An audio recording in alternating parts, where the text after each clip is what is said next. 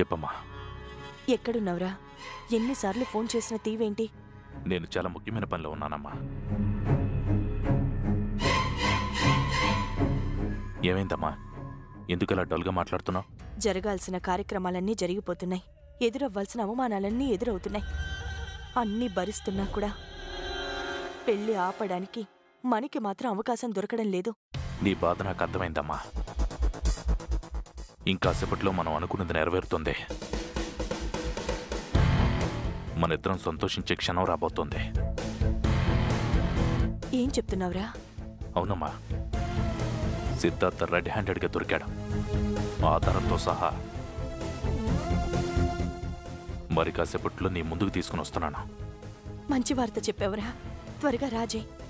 ఇక్కడ చాలా మందికి సమాధానం చెప్పాలి. నేను ఎదురు చూస్తుంటాను. సరే అమ్మా.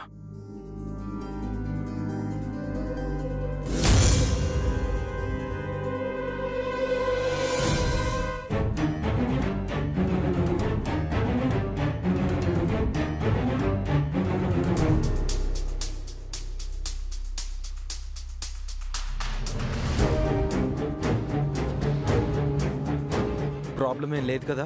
వాడెవడో ఫోన్లో మాట్లాడుతున్నాడు. సరే సిద్ధార్థ్, రేపు దుబాయ్ వాళ్ళకి శాంపిల్ చూపించావు. డీల్ ఓకే చేసే వరకు ఈ బాక్స్ జాగ్రత్త. నేను చూసుకుంటాను మైకిల్, డోంట్ వరీ. బాయ్.